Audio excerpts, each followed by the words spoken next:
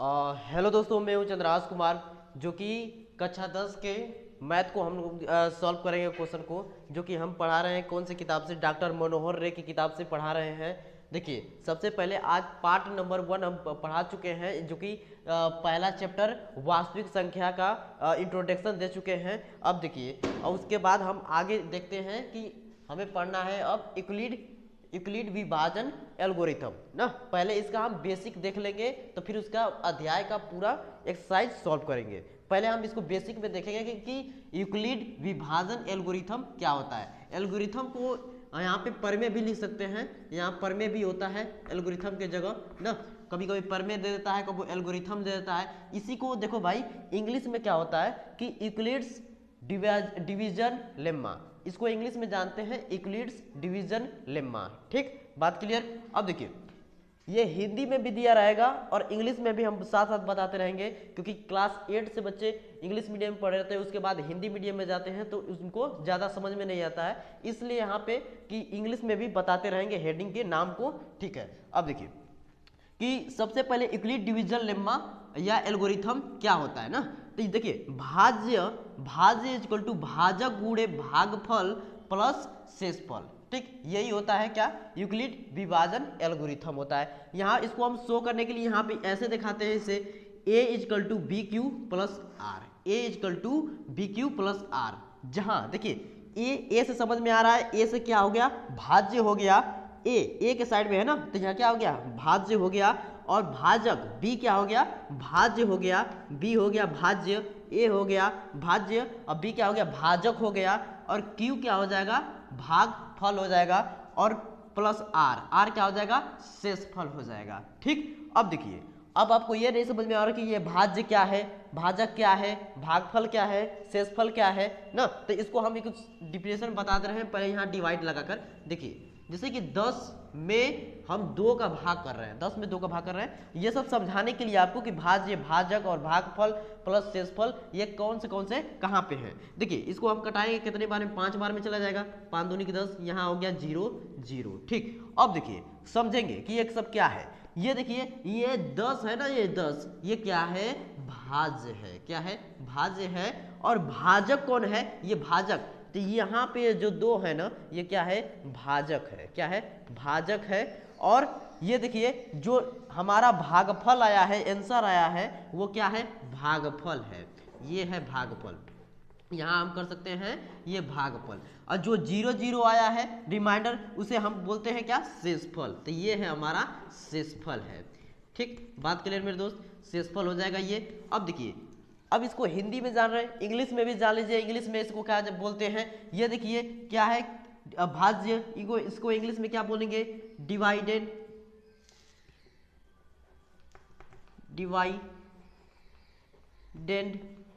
ठीक, डिवाइडेंड हो गया। अब उसके बाद ये देखिए भाजक है, तो इसको इंग्लिश में क्या बोलेंगे, डिवाइजर। अब देखिए, ये भागफल है, इसको क्या इंग्लिश में बोलेंगे, क्वाटेंट बोलेंगे, QUOTIENT, क्वाटेंट हो गया ना। अब देखिए, ये शेषफल है, तो इसको शेषफल को इंग्लिश में क्या बोलते हैं, रिमाइंडर बोलते हैं। बात आई मेरे दोस्त, सब क्लियर हो गया। यूक्लिड विभाजन एल्गोरिथम ये समझ गए, बेसिक इसका क्या होता है, ये a equal to b q plus r. अब आपको हम बता दिए कि a क्या है, भाज्य है, और b क्या है, भाजक है, और q क्या है, गुणनफल भागफल है, भागफल, और प्लस r क्या है, शेषफल है। और ये अपना क्या करता है ना, एक शर्त रखता है। शर्त क्या रखता है, जहां कहता है ना कि 0 जो है, 0 क्या होना चाहिए, r के r से छोटा होना चाहिए या तो बराबर होना चाहिए। ये शर्त दे रहा है कि ये r है ना, ये रिमाइंडर जो हमेशा या तो 0 के बराबर हो या तो r 0 से बड़ा हो। और एक और यहाँ पे जो b है ना, b क्या करना चाहिए, b हमेशा r से बड़ा होना चाहिए। ठीक, r जैसे कि ये है शेषफल हमेशा क्या करना चाहिए कि भाजक से छोटा होना चाहिए। ठीक, बात क्लियर हो गई मेरे दोस्त। इसको क्या करेंगे, अब एक्सरसाइज को हम सॉल्व करेंगे। ठीक है, हेलो दोस्तों, आप क्वेश्चन को क्या करेंगे कि स्टार्ट करेंगे। अब देखिए, सबसे पहले एक्सरसाइज नंबर पहला का ए क्वेश्चन सॉल्व करना है। ठीक, अब हम यहाँ पे क्वेश्चन यहाँ पे लिखेंगे नहीं भाई, क्वेश्चन हम लगा देंगे ऊपर क्वेश्चन, उसमें से आपको देख लेना है। मैं क्वेश्चन पढ़ दूंगा, आपको सुनने, फिर उसके बाद ए बी सी इसको हम सॉल्व करेंगे। देखिए सबसे नंबर पहले क्वेश्चन नंबर क्या है कि क्वेश्चन नंबर हम पढ़ के सुना दे रहे हैं भाई कि देखो क्या है कि निम्नलिखित संख्याओं का एचसीएफ ज्ञात करने के लिए यूक्लिड विभाजन एल्गोरिथम का प्रयोग करें ना। यूक्लिड विभाजन एल्गोरिथम का प्रयोग करना है, जो कि ये पहला दूसरा तीसरा ये क्वेश्चन है, इसको हमें क्या करना है कि सॉल्व करना है। देखिए सबसे पहले हम सॉल्व करेंगे पहला क्वेश्चन को, तो लिखेंगे हल, यहां लिखेंगे हल कि कितना दिया है 135 और 135 यहाँ कितना ज्यादा है 225, 135 ज्यादा 135 कम है 225 से। ठीक, अब यहाँ पे हल करेंगे तो सबसे पहले लिखेंगे कि एल्गोरिथम यूक्लिड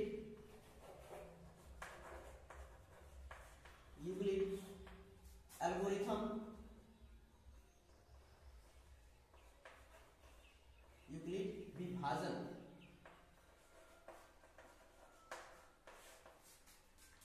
एल्गोरिथम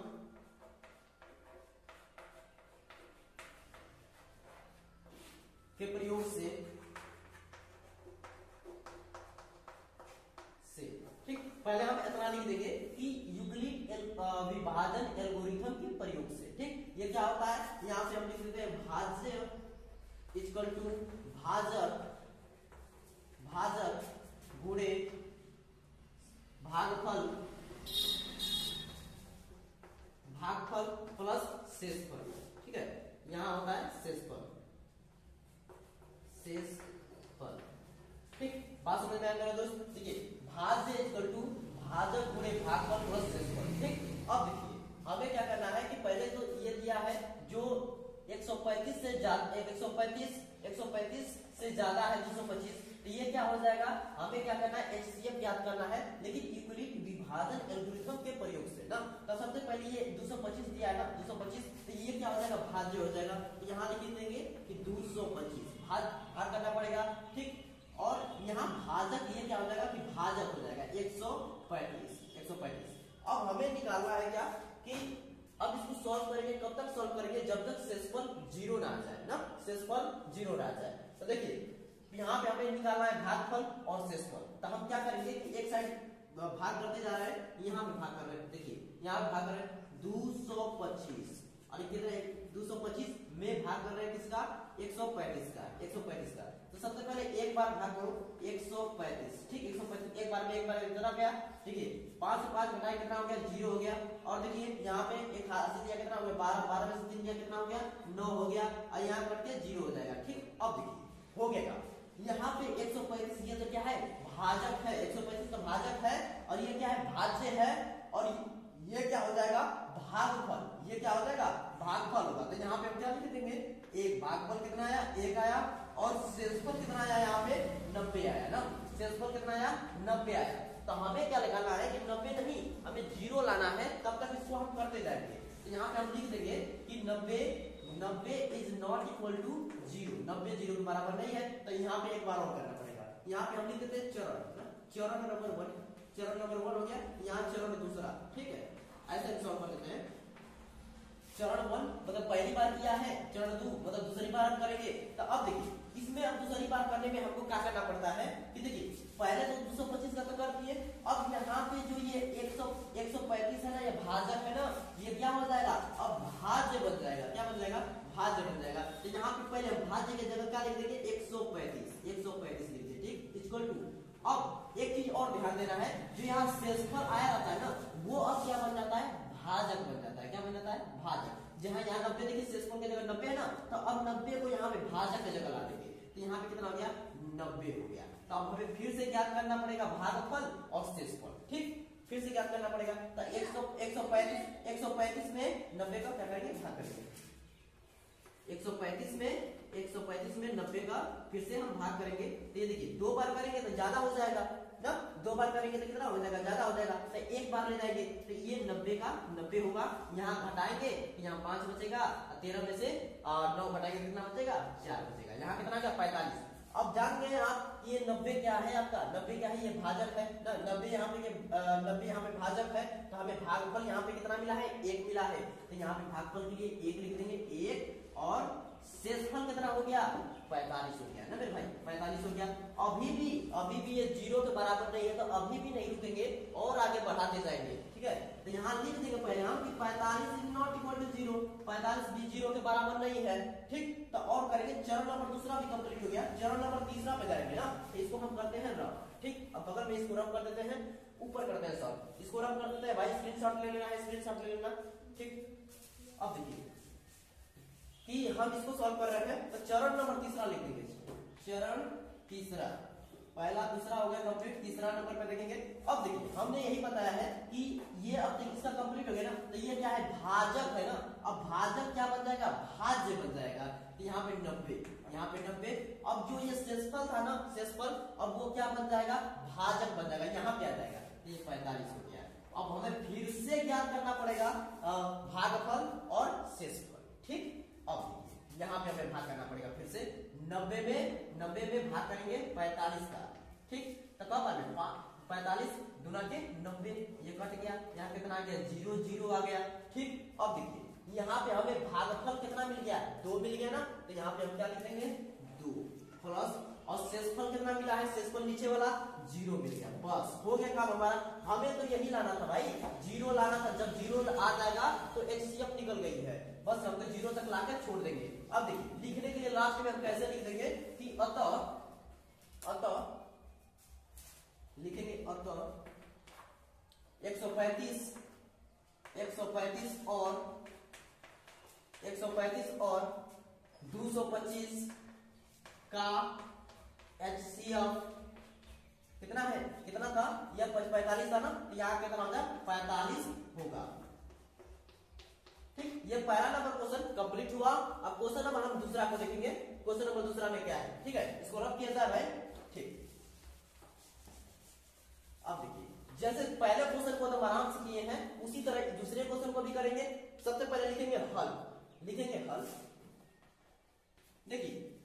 ये 196 है और ये कितना है, 38,220 है ना, ये संख्या इससे बड़ी है, तो पहले इसको बड़ा का साइन लगा देंगे हम, 196,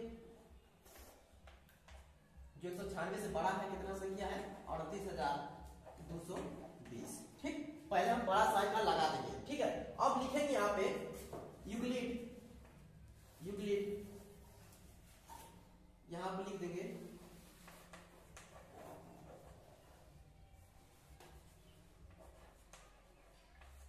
यूक्लिड विभाजन एल्गोरिथम से